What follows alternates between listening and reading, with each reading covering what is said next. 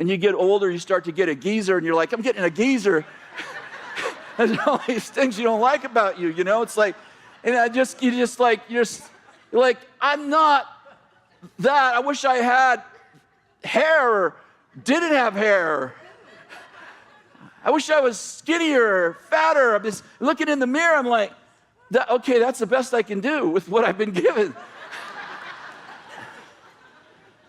And I walk away and just, knowing I'm flawed and obsessed with what am I strong at? What am I good at? And how many know?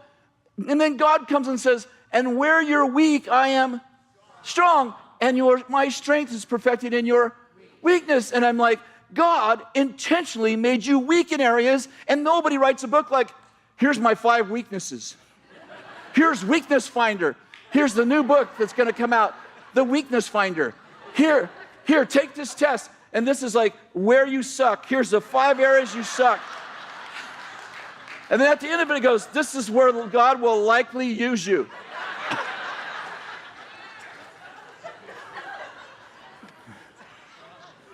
And we all think that no one else is dealing with this. I remember being a youth pastor and having 16, 17-year-old stunningly beautiful women who are convinced they're ugly. I'm like, if you're ugly, I don't know what that says about me. It's just like, stop! You are killing me. And I'm saying, God made weakness. He programmed it right into you. When I'm talking about weakness, just to be clear, I'm not talking about immorality. I'm not talking about sin. I'm not talking about that. I'm talking about frailties.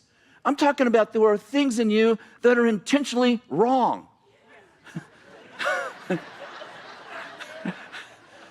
Like, can you imagine if God was a car manufacturer, he'd be like, okay, before that one rolls off, put a dent in the right fender.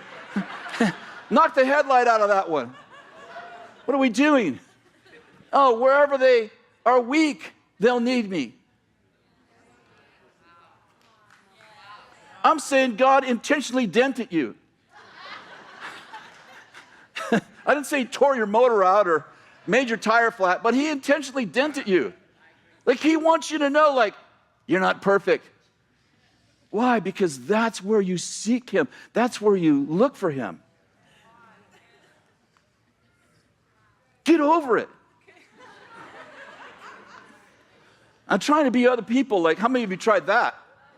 I tried Bill for 3 years, like being here, like preaching like Bill, stands off the side. Like, now thankfully, Eric had this really good idea to put this ledge up here. I stands up, like, I'm scared of heights. So if I'm standing up here, like, I really am being edgy. I'm not just trying to pretend to be, And then you say something and you just pause. Eric knows. We all know, right? We've all tried it. Eric tried it too. Like, we all try, like, you say something, you're like, and people are like, oh, he forgot his message. This doesn't work. Or Bill, he's a lot funnier now, but he didn't used to be funny, So you try to be serious, like a whole message, serious message. You can imagine, like, me trying to be serious for 45 minutes. I'd be like trying to run in a straitjacket, like, I can't even know how to do that. I don't even know how to talk and not be funny. But you just have to be heavy revies, heavy revies, like, woo, wow, wow. I'll tell you what, though, one thing I noticed that Bill doesn't have this, I have the gift of curing insomnia with my preaching. You wouldn't believe how many people I put to sleep.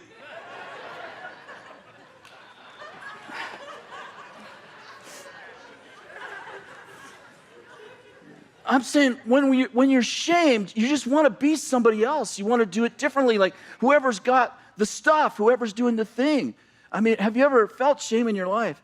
I remember going to school as a kid, and we grew up poor when we were kids, and there was the voucher line. Did anyone remember the voucher line? Some of our older folks, like, if you were on welfare, you stood in the voucher line for lunch.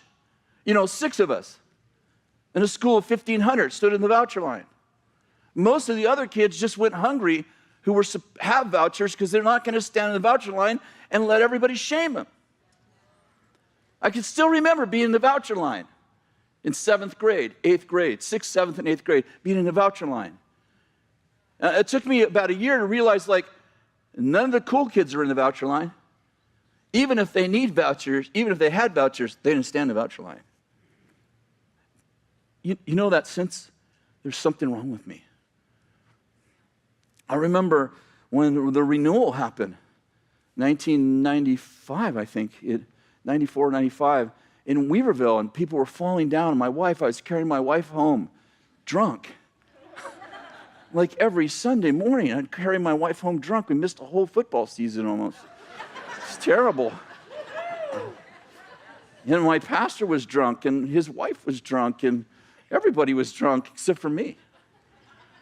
And they started labeling people who we prayed for, and they didn't fall down. Hard to receive. I was in the hard to receive line for 18 years. I remember one time John and Carol Arnott, who I love, came, and we lined people up on lines.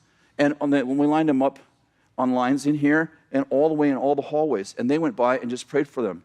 And I, honest to God, if there was any more than one person standing besides me, I didn't see them. I was the only person standing at the end of 2 hours of prayer. Everybody else was on the ground. And I stood there while they laughed and rolled around, and my wife was one of them. And I stood there.